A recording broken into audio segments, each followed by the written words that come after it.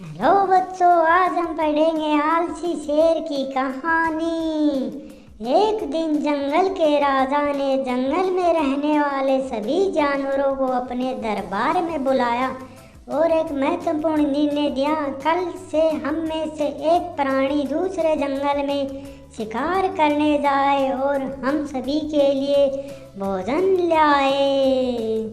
अगले दिन एक और जानवर शिकार करने के लिए जाना है और भोजन लाना है, इसलिए एक एक जानवर को हर किसी के लिए भोजन लाने के लिए अलग अलग दिन शिकार करना।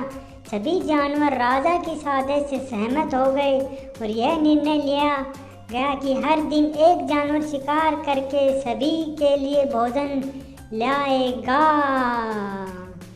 कुछ दिनों बाद जंगल के राजा शेर का शिकार करने का दिन आया, लेकिन शेर आलसी था। उसने दूसरे जानवरों को शिकार पर जाने का आदेश दिया।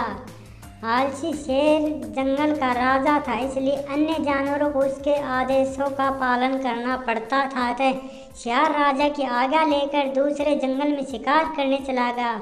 इस प्रकार प्रतिदिन दूसरे पशु शिकार के लिए जाते और सभी के लिए भोजन ले आते, लेकिन जब शेर को शिकार पर जाना होता था वह दूसरा जानवर भेज देता था।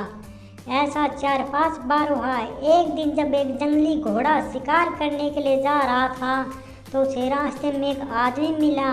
उसने कहा, तुम्हारे जंगल का राजा शेर तुम्हें शिकार पर क्यों भेजता है? वह क्यों नहीं जाता? शेर को तो प्रजा की रक्षा करनी होती है और आप उसकी रक्षा कर रहे हैं। यह बात जंगली घोड़े को समझ में आ गई और उस दिन उसने शिकार नहीं किया और दूसरे जंगल में चला गया। जंगली घोड़े ने यह बात अपने मित्रों से कही। समय के साथ सभी जानवरों को समझ में आ गया। अंत में जंगल के जानवर उस जंगल को छोड़कर दूसरे जंगल में चले गए।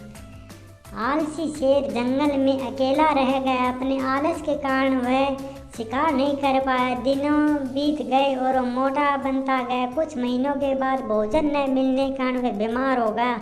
कोई जानवर उसकी सेवा करने नहीं गया तो अंत में वह मर गया।